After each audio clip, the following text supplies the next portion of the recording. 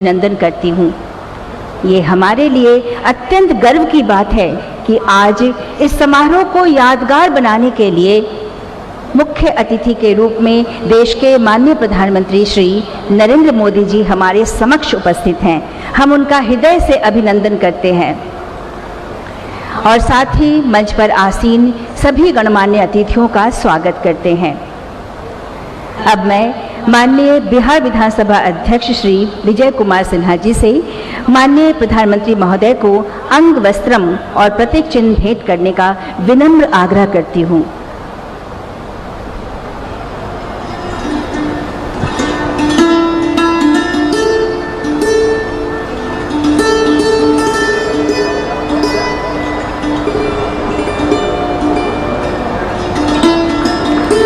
बहुत ही मनोरम ये दृश्य,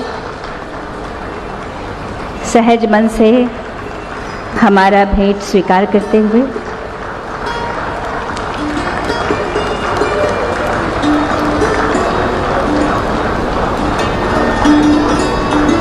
अब मैं माननीय अध्यक्ष महोदय से माननीय राज्यपाल श्री फागू चौहान जी को अंग वस्त्र और प्रतीक चिन्ह भेंट करने का विनम्र आग्रह करती हूँ।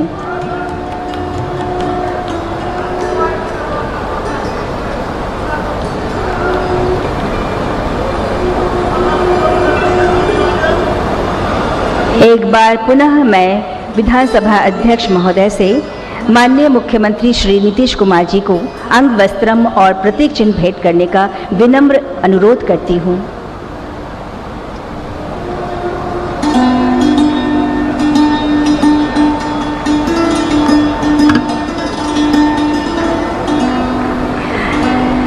अब मैं माननीय बिहार विधानसभा अध्यक्ष महोदय से स्वागत भाषण के लिए अनुरोध करती हूँ। धन्यवाद सर।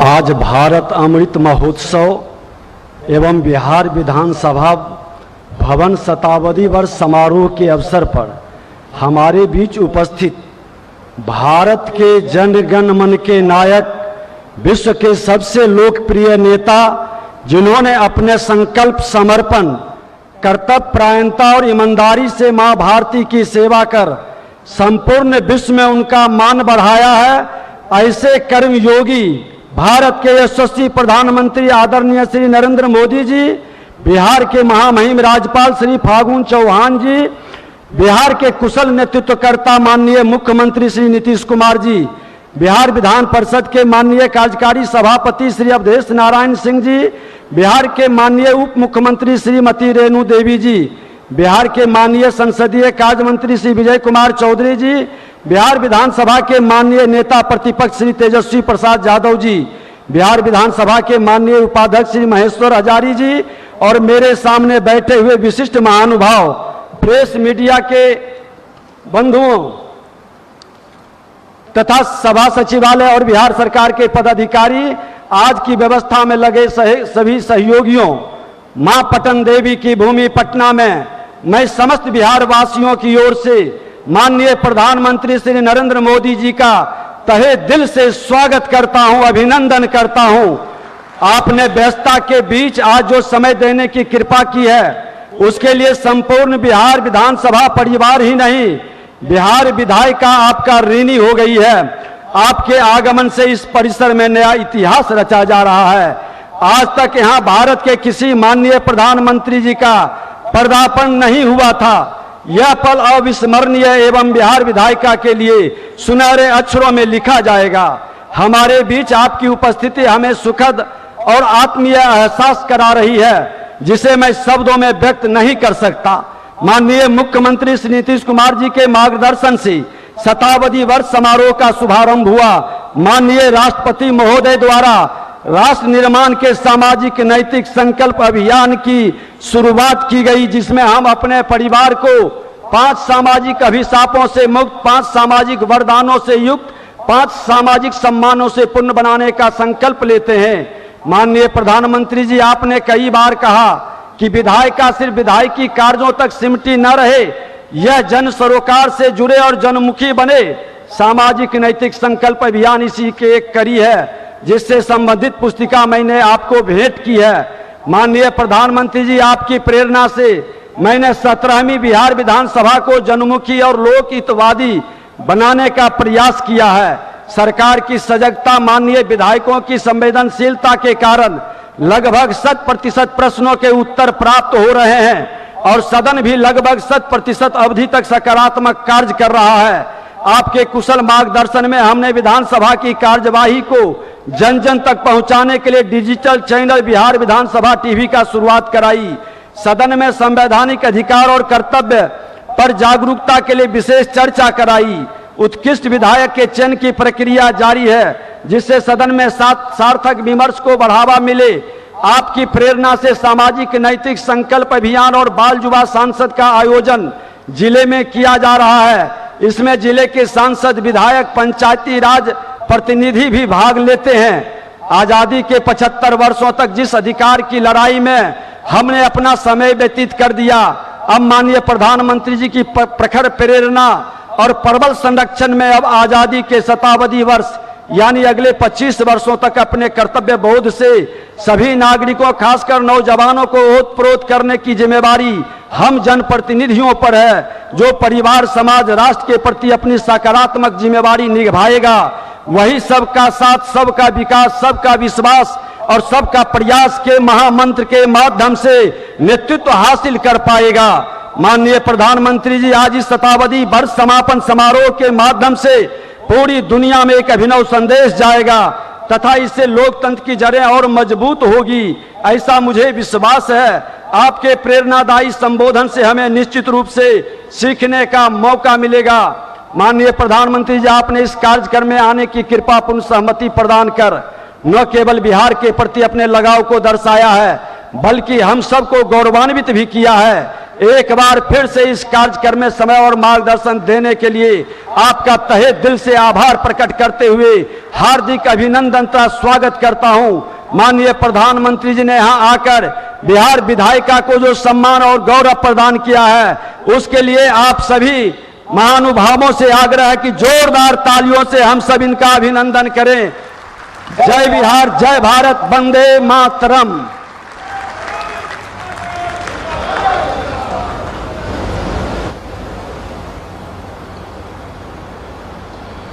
माननीय विधानसभा अध्यक्ष महोदय का आभार।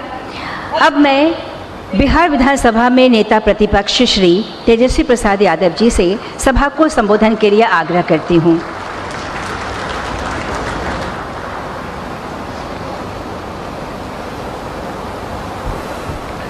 बिहार विधानसभा भवन के शताब्दी वर्ष समापन समारोह में पधारे विश्व के सबसे बड़े लोकतांत्रिक देश के प्रधानमंत्री आदरणीय श्री नरेंद्र मोदी जी,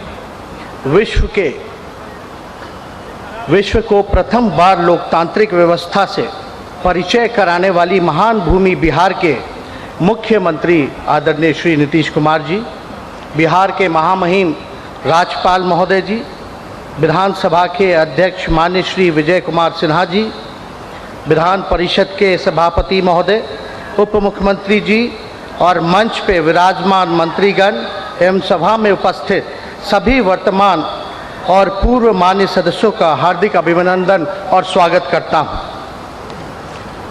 बिहार लोकतंत्र की जननी है, अतः यहाँ से एक संदेश पूरे देश में जाना चाहिए। हम अलग अलग दलों से इस विधानमंडल में हैं, लेकिन हमारी वैचारिक प्रतिस्पर्धा और राजनीतिक शत्रुता में नहीं बदलनी चाहिए। समाज के हर वर्ग की आबादी के अनुसार भागीदारी और हिस्सेदारी से ही लोकतंत्र समृद्ध और समावेशी होगा। माननीय प्रधानमंत्री जी, जैसा मैंने पहले कहा कि हमारे राज्य के वैशाली से ही लोकतंत्र बाकी जगहों पर प्रसारित हुआ, अतः मैं आपसे आग्रह करता हूं कि school of democracy legislative studies जैसी एक संस्था बिहार में स्थापित हो, जिसके माध्यम से विधायी और लोकतंत्र के विभिन्न पहलुओं पर शोध एवं अध्ययन की अवसर और प्रशिक्षण दिया जा सके। विभिन्न पहलुओं पर शोध और अध्ययन के अवसर और प्रशिक्षण दिया जा सके। पूरे देश के जनप्रतिनिधियों, युवाओं और संबंधित कर्मचारियों को इससे लाभ मिलेगा। आशा है आप हमारी मांग को पूर्ण करेंगे, हमें विश्वास है और गंभीरतापूर्वक समझेंगे। आदरणीय प्रधानमंत्री जी, आपने डिजर्विंग और विशेषज्ञ व्यक्तियों को पद्मश्री, पद्म भूषण इत्यादि सर्वोच्च नागरिक पुरस्कार देने की एक स्वस्थ एवं सकारात्मक परंपरा स्थापित की है। इसी प्रांगण में हम जननायक कर्पूरी ठाकुर जी के आम कदम प्रतिमा के बगल में बैठे हैं। हमारी मांग है कि जननायक कर्पूरी ठाकुर जी को भारत रत्न देकर इस शताब्दी वर्ष समारोह एवं देश के प्रधानमंत्री जी के बिहार विधानसभा प्रांगण में प्रथम आगमन को और अधिक यादगार बनाने की कृपा करें। यह उपस्थित हर एक माननीय सदस्यों की यही हार्दिक इच्छा है कि जननायक कर्पूरी ठाकुर जी को एक अवश्य ही भारत रत्न मिलना चाहिए। लोकतंत्र में समक्ष कई चुनौतियां हैं, लेकिन हम सामूहिक प्रयास और संकल्प से जनतंत्र को धनतंत्र और छलतंत्र से बचा सकते हैं। हमारे पुरखे ने लोकतंत्र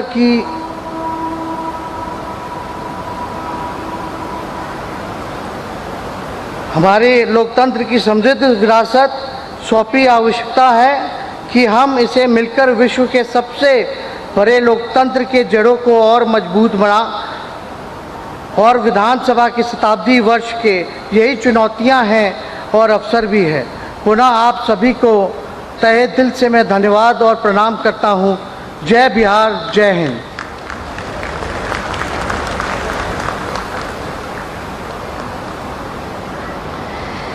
धन्यवाद महोदय।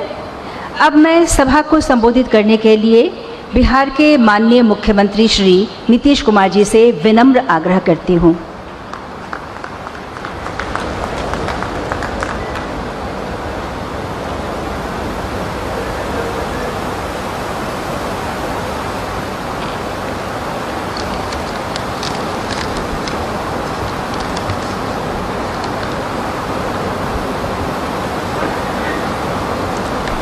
माननीय प्रधानमंत्री आदरणीय श्री नरेंद्र मोदी जी,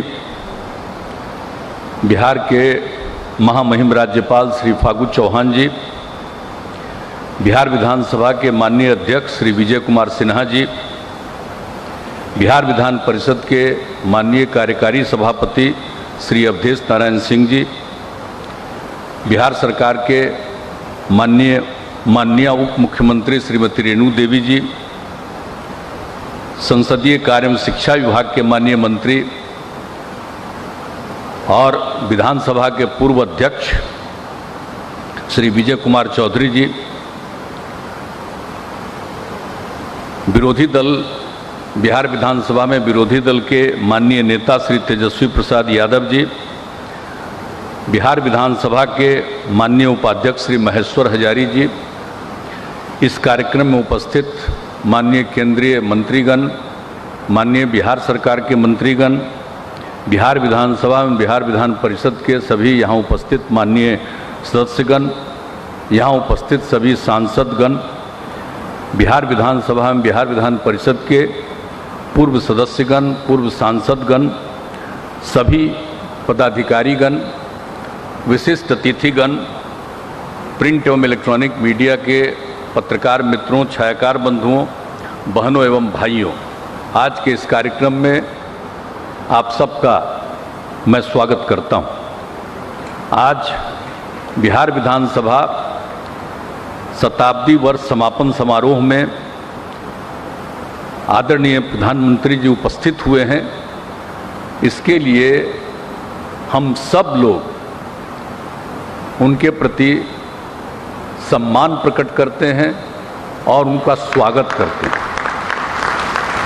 ये पहली बार बिहार विधानसभा के कैंपस में पहली बार कोई प्रधानमंत्री आए, तो ये कोई मामूली बात नहीं है। पूरे बिहार विधानसभा के परिसर में, विधान परिषद के परिसर में आज आप आए हैं, तो ये सबको सब दिन याद रहेगा आपका जो आगमन हुआ है, तो ये बड़ी खुशी की बात है।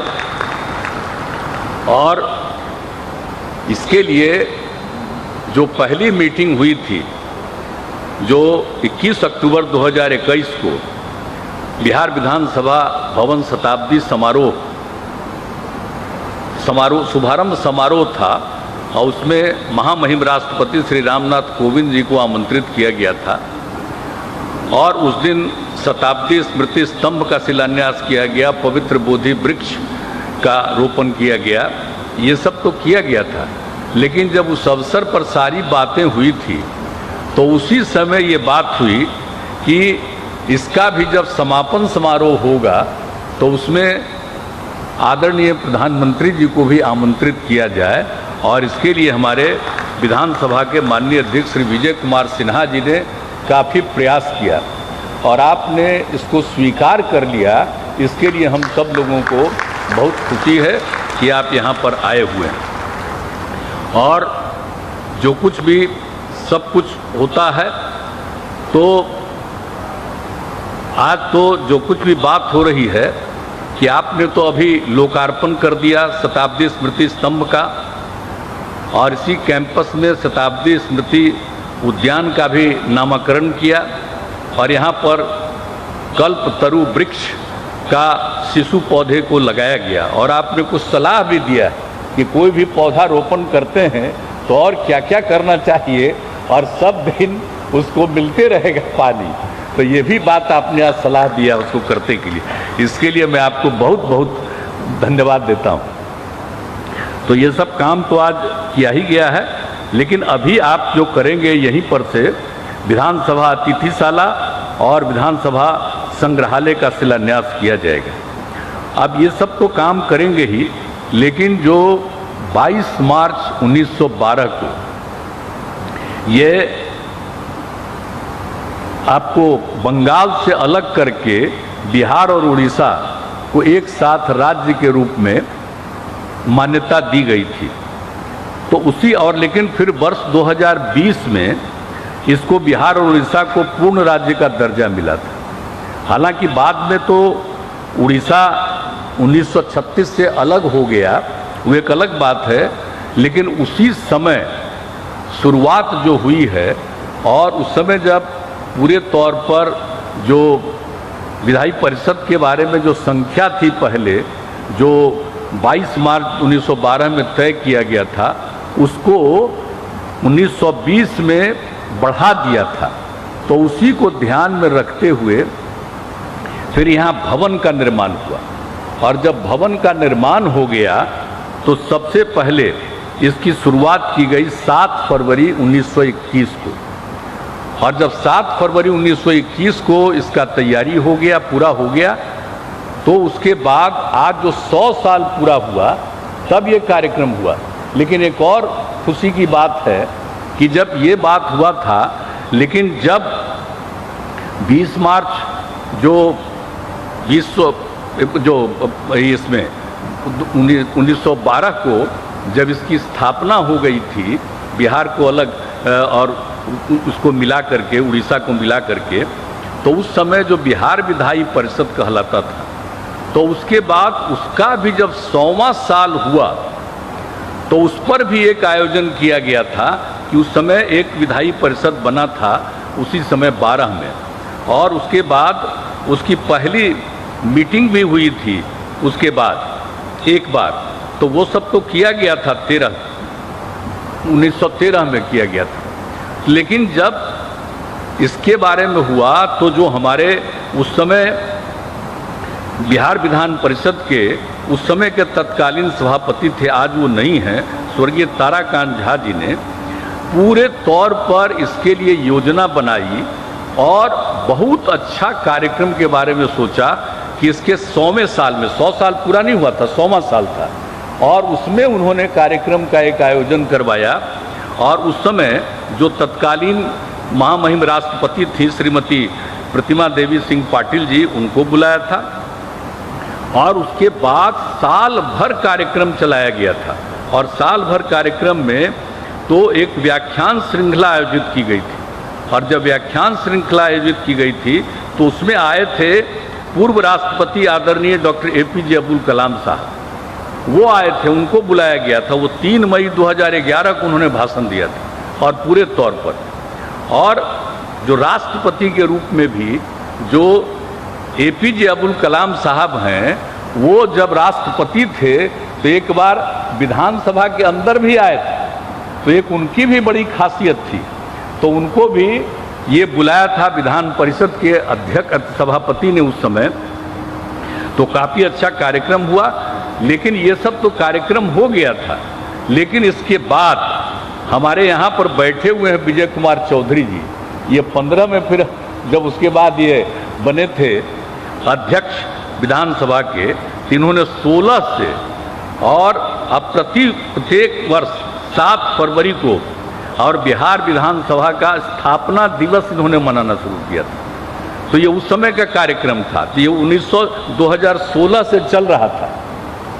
और यही देख करके जब हुआ कि अब 100 साल पूरा हो रहा है 2021 में, तब कार्यक्रम होना चाहिए। और जैसा हमने कहा कि उस कार्यक्रम की शुरुआत करने के बाद हुआ कि पूरे तौर पर जब होगा तो आदरणीय प्रधानमंत्री से कहा जाएगा अब आप आ गए हैं, तो बड़ी खुशी हुई। 100 साल पूरा होने के उपलक्ष्य में जो इतना कार्यक्रम हो गया, और आज आप सब कुछ जो बताएंगे और सबको जो बताएंगे, सलाह देंगे, तो बहुत सारी खुशी की बात होगी।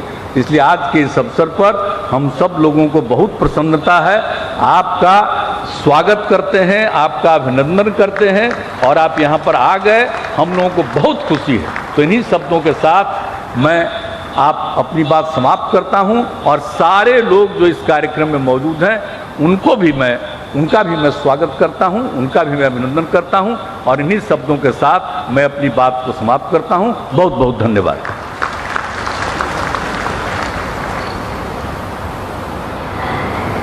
माननीय मुख्यमंत्री महोदय का आभार।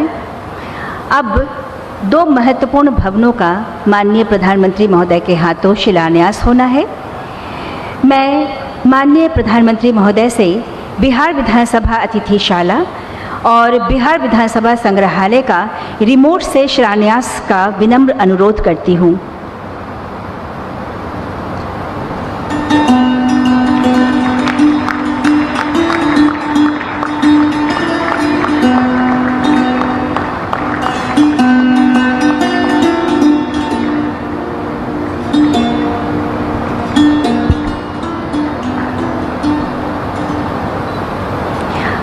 धन्यवाद। अब हम बिहार विधानसभा भवन शताब्दी वर्ष के उपलक्ष्य में विधानसभा संग्रहालय, विधानसभा अतिथिशाला और शताब्दी स्तंभ पर निर्मित लघु फिल्म देखेंगे।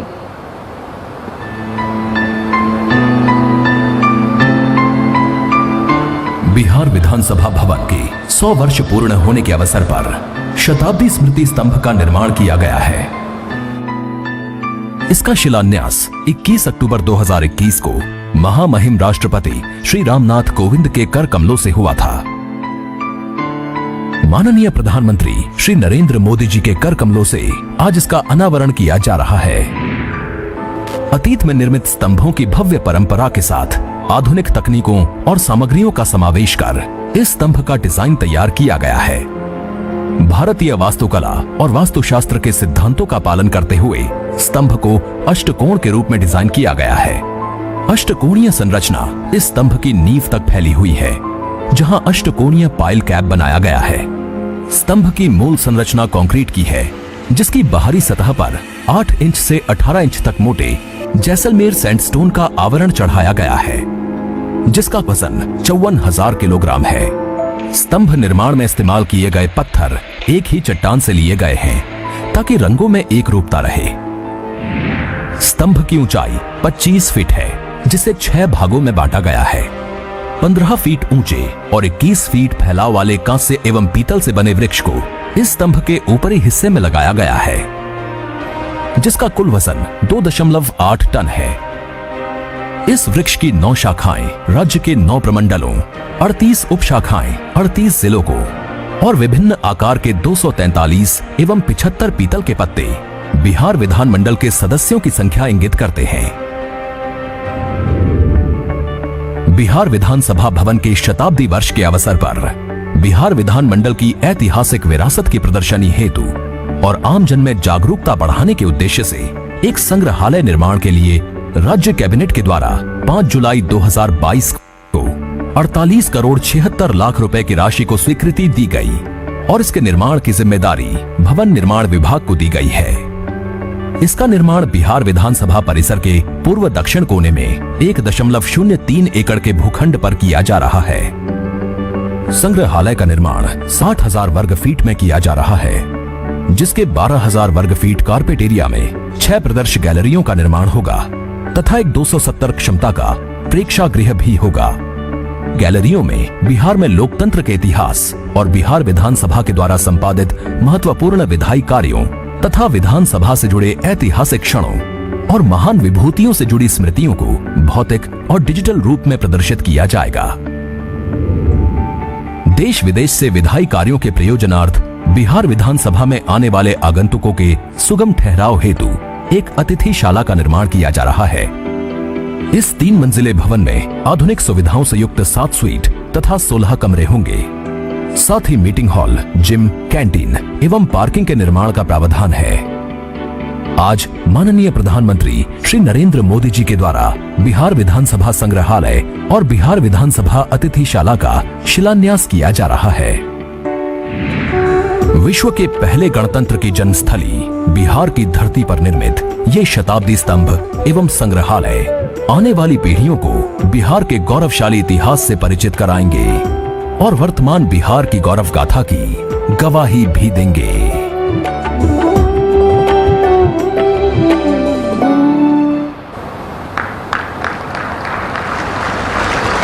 धन्यवाद। इसके साथ ही हमने विधानसभा भवन शताब्दी समारोह और आज़ादी के अमृत महोत्सव के अवसर पर एक पुस्तक का प्रकाशन किया है, जिसका शीर्षक है इतिहास के झरोखे से जानिए अपनी विरासत को। माननीय प्रधानमंत्री महोदय से इस पुस्तक के विमोचन के लिए विनम्र आग्रह।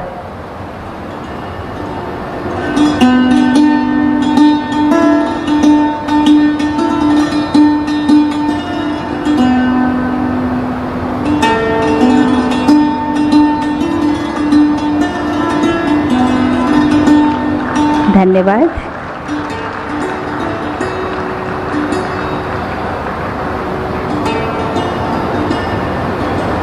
धन्यवाद।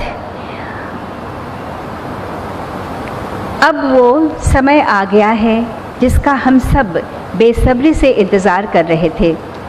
हमें माननीय प्रधानमंत्री महोदय के समृद्ध अनुभव के खजाने से कुछ अनमोल विचार व्याख्यान के रूप में सुनने को मिलेगा, जिसका विषय है युवाओं में संवैधानिक अधिकार एवं कर्तव्य के प्रति जागरूकता लाने के लिए विधायकों की भूमिका। माननीय प्रधानमंत्री श्री नरेंद्र मोदी जी से व्याख्यान के लिए विनम्र अनुरोध।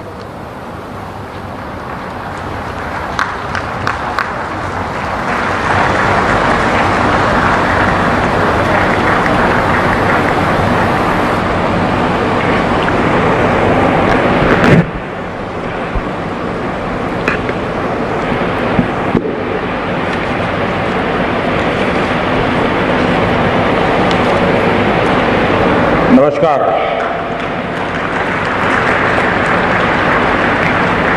इस ऐतिहासिक कार्यक्रम में हमारे बीच उपस्थित बिहार के राज्यपाल श्री फागू चौहान जी,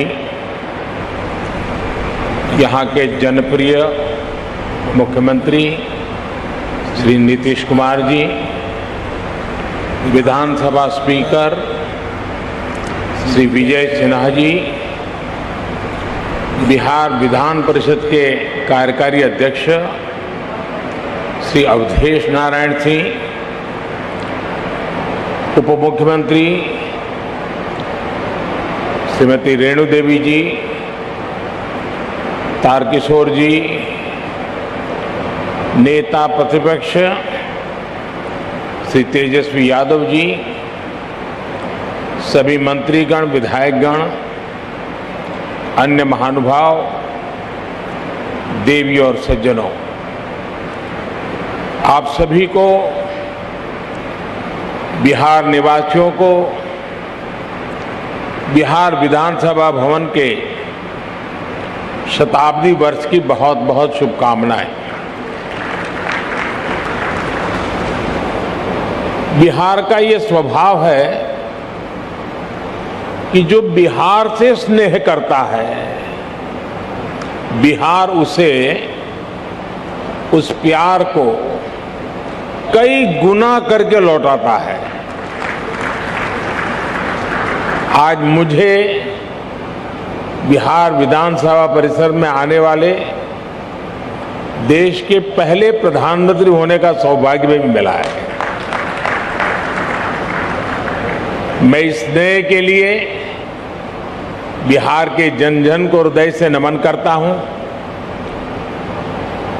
मुख्यमंत्री जी का, स्पीकर महोदय का भी हृदय से बहुत बहुत आभार व्यक्त करता हूं।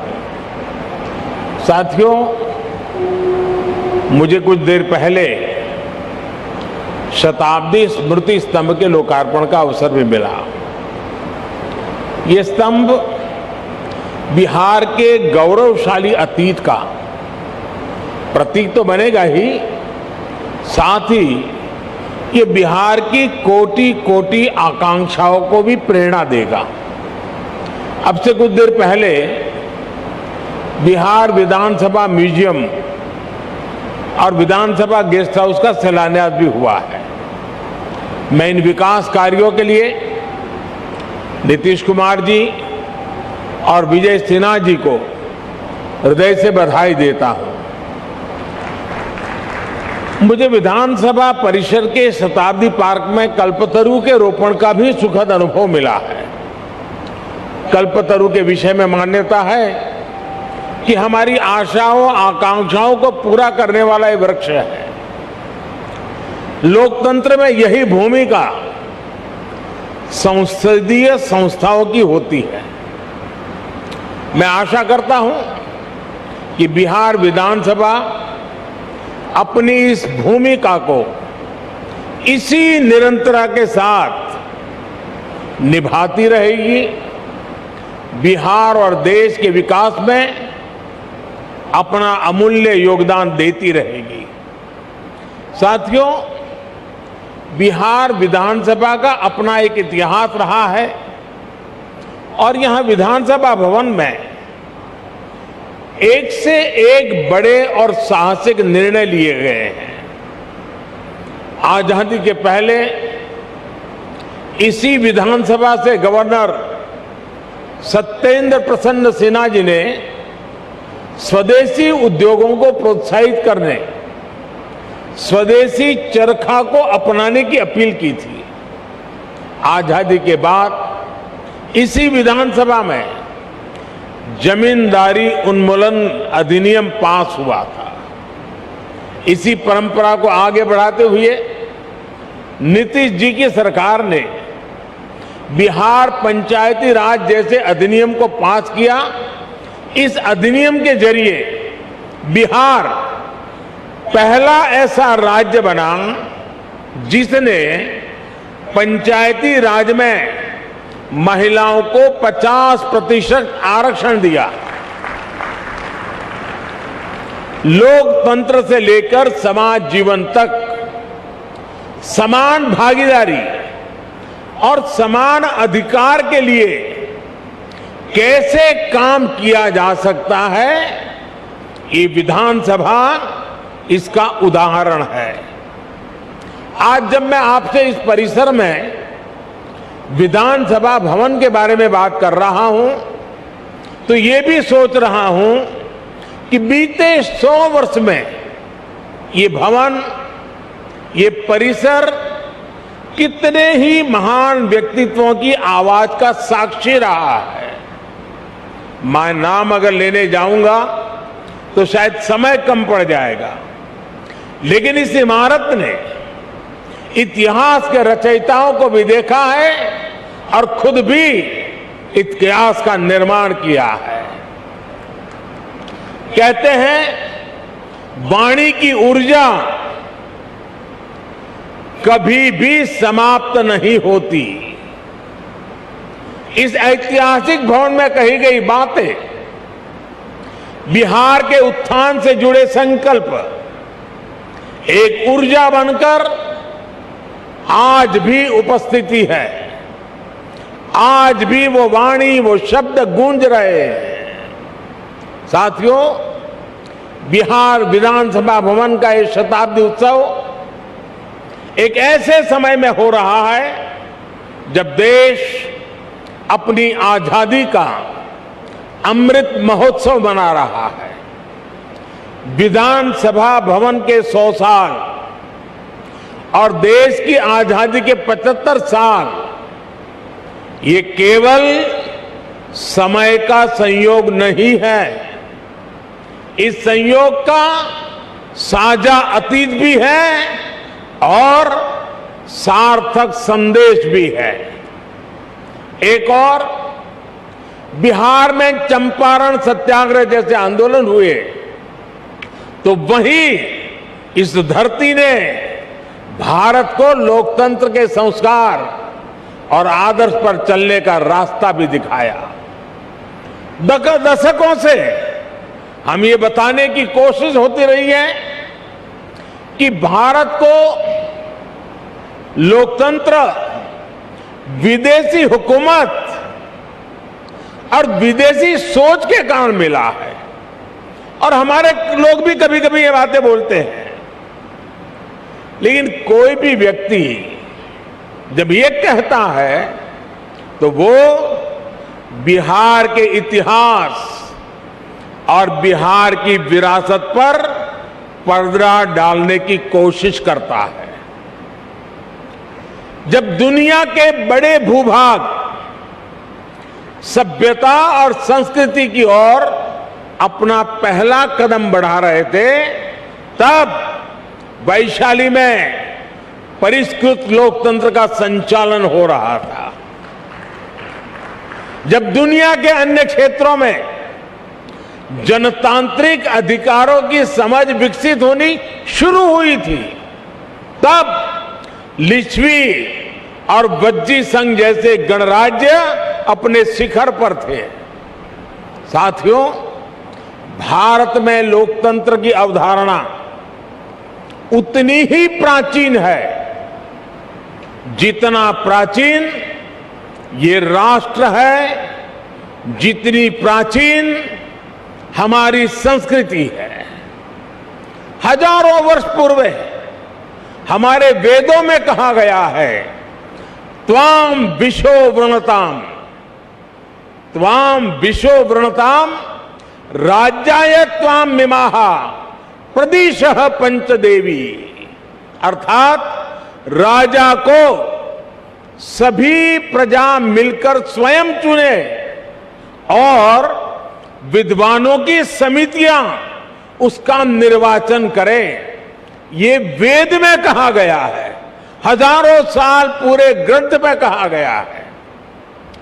आज भी हमारे संविधान में सांसदों, विधायकों का चयन, मुख्यमंत्री, प्रधानमंत्री, राष्ट्रपति का चयन इसी लोकतांत्रिक मूल्य पर टिका हुआ है।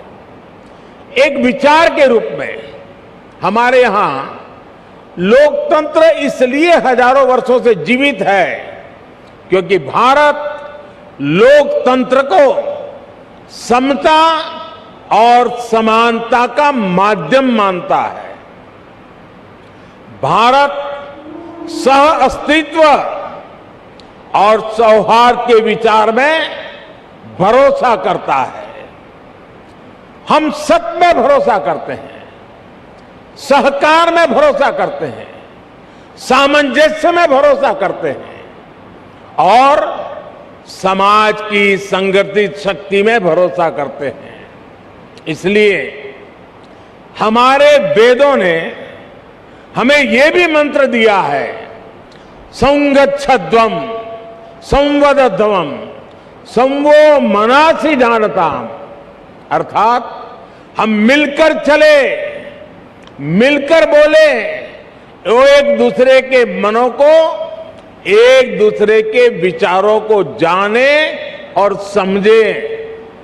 इसी वेद मंत्र में आगे कहा गया है, समानो मंत्रः समिति समानी समानम मनः सहचित्तमेशम, अर्थात हम मिलकर समान विचार करें, हमारी समितियां, हमारी सभाएं और सदन कल्याण भाव के लिए समान विचार वाले हो और हमारे हृदय भी समान हो।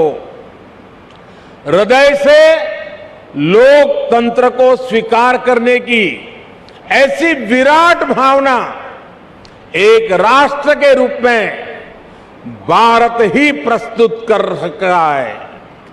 इसलिए मैं जब भी दुनिया में अलग अलग जब देशों में जाता हूं, बड़े वैश्विक मंचों पर मौजूद होता हूं, तो मैं बहुत गर्व से कहता हूं, क्योंकि हमारे कान में किसी न किसी कारण से एक शब्द भर दिया गया है। हमारी मन की रचना को एक जगह पे स्थगित कर दिया गया है। हमें बार बार सुनाया गया है कि we are a largest democracy of the world, हम दुनिया की सबसे बड़े लोकतंत्र है, और हम भी उसी को स्वीकार कर लिया है बार बार सुनने के कारण। मैं आज भी दुनिया के मंच पर जब भी जाता हूं, बड़े गर्व से कहता हूं कि विश्व में लोकतंत्र की जननी ये भारत है। भारत मदर ऑफ डेमोक्रेसी है। और हमने भी, और बिहार वासियों ने तो खास, दुनिया में डंका बजाते रहना चाहिए कि we are a mother of democracy. और बिहार की गौरवशाली विरासत, पाली में मौजूद ऐतिहासिक दस्तावेज भी इसके जीवंत प्रमाण है। बिहार के इस वैभव को न कोई मिटा सकता है, न कोई छिपा सकता है। इस ऐतिहासिक इमारत ने बिहार की इस लोकतांत्रिक विरासत को 100 वर्ष तक मजबूत किया है। इसलिए मैं समझता हूं कि आज ये इमारत भी हम सभी के नमन की हकदार है। साथियों, इस भवन के इतिहास से बिहार की वो चेतना जुड़ी है जिसने गुलामी के कालखंड में भी अपने जनतांत्रिक मूल्यों को समाप्त नहीं होने दिया। इसके निर्माण के साथ और उसके बाद जो घटनाक्रम जुड़ा हुआ है, वो हमें बार बार याद करना चाहिए। किस तरह श्री कृष्ण सिंह जी ने, श्री बाबू ने अंग्रेजों के सामने शर्त रखी थी कि वो सरकार तभी बनाएंगे जब ब्रिटिश हुकूमत निर्वाचित सरकार के कामकाज में दखल नहीं देगा। कैसे द्वितीय विश्व युद्ध में भारत की सहमति के बिना देश को झोंकने के खिलाफ श्री बाबूजी ने, सरकार ने इस्तीफा दे दिया था। और बिहार का हर व्यक्ति इस बात के लिए गर्व कर सकता है। इस घटनाक्रम ने सदैव इस संदेश का संचार किया कि बिहार लोकतंत्र के खिलाफ कभी कुछ स्वीकार नहीं कर सकता। और भाई और बहनों, हम सभी ने देखा है कि कैसे आजादी के बाद भी बिहार अपनी लोकतांत्रिक निष्ठा को लेकर उतना ही अडिग, उतना ही प्रतिबद्ध रहा। बिहार ने आजाद भारत को डॉक्टर राजेंद्र प्रसाद के रूप में पहला राष्ट्रपति दिया। लोकनायक जयप्रकाश, कर्पूरी ठाकुर, बाबू जगजीवन राम, अनेक भी जैसे नेतृत्व इस धरती पर हुए। जब देश में संविधान को कुचलने का प्रयास हुआ तो भी उसके खिलाफ बिहार ने सबसे आगे आकर विरोध का बिगुल फूंका। आपातकाल के उस स्याही दौर में बिहार की धरती ने दिखा दिया कि भारत में लोकतंत्र को दबाने की कोशिशें कभी भी कामयाब नहीं हो सकती। और इसलिए मैं मानता हूं कि बिहार जितना समृद्ध होगा, भारत की लोकतांत्रिक शक्ति भी उतनी ही मजबूत होगी। बिहार जितना सशक्त होगा, भारत भी उतना ही सामर्थ्यवान होगा। साथियों, आजादी का अमृत महोत्सव और बिहार विधानसभा के 100 वर्ष का यह ऐतिहासिक अवसर हम सभी के लिए, प्रत्येक जनप्रतिनिधि के लिए आत्मविवेचना और आत्मनिरीक्षण का भी संदेश लेकर आया है। हम अपने लोकतंत्र को जितना मजबूत करेंगे, उतनी ही मजबूती हमारी आजादी को मिलेगी, हमारे अधिकारों को मिलेगी। आज 21वीं सदी में दुनिया तेजी से बदल रही है। नई जरूरतों के हिसाब से भारत के लोगों की, हमारे युवाओं की आशाएं, अपेक्षाएं भी बढ़ रही है। हमारी लोकतांत्रिक व्यवस्थाओं को इसके हिसाब से तेज गति से कार्य करना पड़ेगा। आज जब हम आजादी के 75वें साल में एक नए भारत के संकल्प के साथ आगे बढ़ रहे हैं, तो इन संकल्पों को आगे बढ़ाने की जिम्मेदारी हमारी संसद और विधानसभाओं पर भी है। इसके लिए हमें ईमानदारी और निष्ठा से दिन रात मेहनत करने की जरूरत है।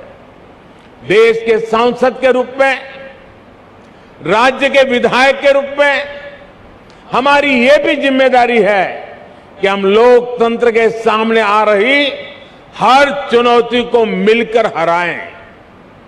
पक्ष विपक्ष के भेद से ऊपर उठकर देश के लिए, देश हित के लिए हमारी आवाज एकजुट होनी चाहिए।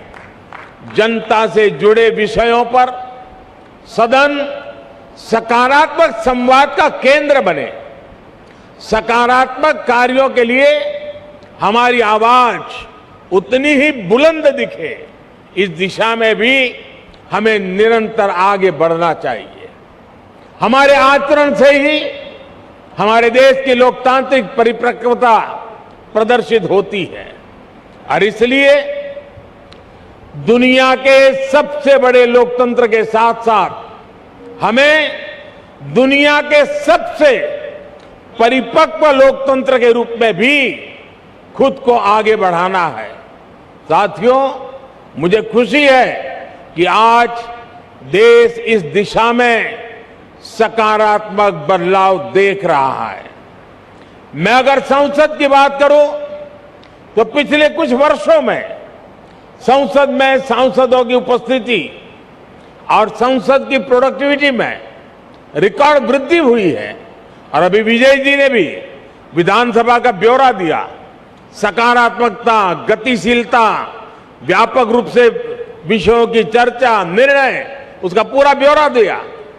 साथियों, वैसे संसद में भी पिछले बजट सत्र में भी लोकसभा की प्रोडक्टिविटी 129% थी, 129% थी। राज्यसभा में भी 99% प्रोडक्टिविटी दर्ज की गई। यानी देश लगातार नए संकल्पों पर काम कर रहा है, लोकतांत्रिक विमर्श को आगे बढ़ा रहा है। और हम सभी जानते हैं कि जब लोग ये देखते हैं कि उन्होंने जिन्हें चुनकर भेजा है वो मेहनत कर रहा है, सदन में उनकी बात गंभीरता से रख रहा है, तो उनका भी लोकतंत्र पर विश्वास और बढ़ता है।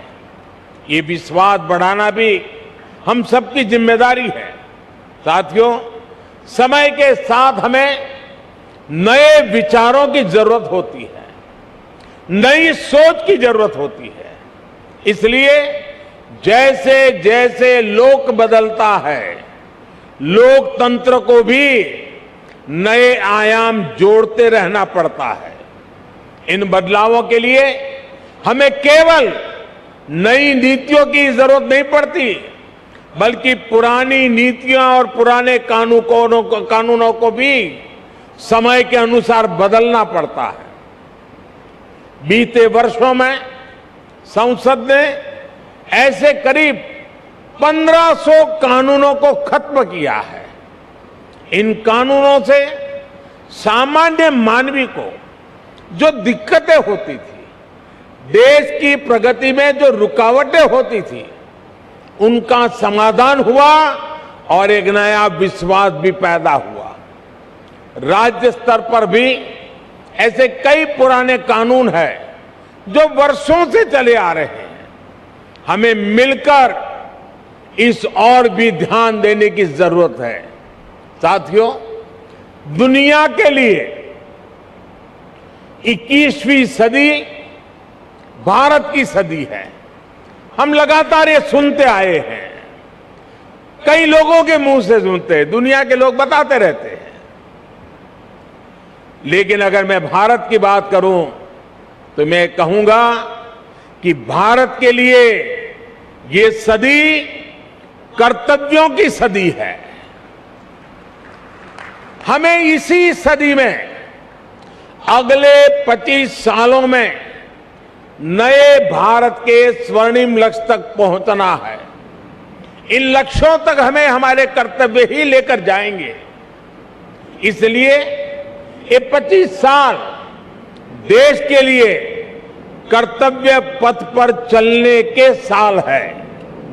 ये 25 साल कर्तव्य भावना से स्वयं को समर्पित करने का कालखंड है। हमें स्वयं को अपने लिए, अपने समाज के लिए, अपने देश के लिए कर्तव्य की कसौटी पर कसना होगा। हमें कर्तव्य की पराकाष्ठा को पार करना होगा। आज भारत वैश्विक पटल पर जो कीर्तिमान स्थापित कर रहा है, आज भारत जिस तेजी से वैश्विक ताकत बनकर उभर रहा है, उसके पीछे कोटि कोटि भारतवासियों की कर्तव्य निष्ठा और कर्तव्य भावना है। लोकतंत्र में हमारे सदन जनता की भावनाओं का प्रतिनिधित्व करते हैं। इसलिए देशवासियों की कर्तव्य निष्ठा हमारे सदनों और जनप्रतिनिधियों के आचरण में भी झलकनी चाहिए। हम सदन में जैसा आचरण करेंगे, कर्तव्य भाव पर सदन के भीतर जितना बल दिया जाएगा, देशवासियों को भी उतनी ही ऊर्जा और प्रेरणा मिलेगी। एक और महत्वपूर्ण बात, हमें अपने कर्तव्यों को अपने अधिकारों से अलग नहीं मानना चाहिए। हम अपने कर्तव्यों के लिए जितना परिश्रम करेंगे, हमारे अधिकारों को भी उतना ही बल मिलेगा। हमारी कर्तव्य निष्ठा ही हमारे अधिकारों की गारंटी है। इसलिए हम सभी जनप्रतिनिधियों को कर्तव्य पालन का भी संकल्प दोहराना है। ये संकल्प ही हमारी और हमारे समाज की सफलता का मार्ग प्रशस्त करेंगे। आज जब हम देश के अमृत संकल्पों को लेकर आगे बढ़ रहे हैं तो हमें अपने कर्तव्य में, अपने श्रम में, अपने परिश्रम में कोई कमी नहीं छोड़नी है। एक राष्ट्र के रूप में हमारी एकता हमारी प्राथमिकता होनी चाहिए। गरीब से गरीब व्यक्ति का भी जीवन आसान बने। दलित, पीड़ित, शोषित, वंचित, आदिवासी, हर किसी को हर जरूरी सुविधा मिले, ये हम सभी का संकल्प होना चाहिए। आज सबको घर, सबको पानी, सबको बिजली, सबको इलाज जैसे जिन लक्ष्यों को लेकर देश काम कर रहा है वो हम सबकी सामूहिक जिम्मेदारी है। बिहार जैसे सामर्थ्यवान और ऊर्जावान राज्य में गरीब, दलित, पिछड़े, आदिवासी और महिलाओं का उत्थान बिहार को भी तेज गति से आगे बढ़ा रहा है और बढ़ाएगा। और बिहार जब आगे बढ़ेगा तो भारत भी अपने स्वर्णिम अतीत को दोहराते हुए विकास और सफलता की नई ऊंचाइयों को छुएगा। इसी कामना के साथ इस महत्वपूर्ण ऐतिहासिक अवसर पर आप सब ने मुझे निमंत्रित किया, इस ऐतिहासिक पल के साक्षी बनने का अवसर दिया। इसके लिए मैं राज्य सरकार का, स्पीकर महोदय का और सभी यहाँ के वरिष्ठ जनों का हृदय से बहुत बहुत आभार व्यक्त करता हूं।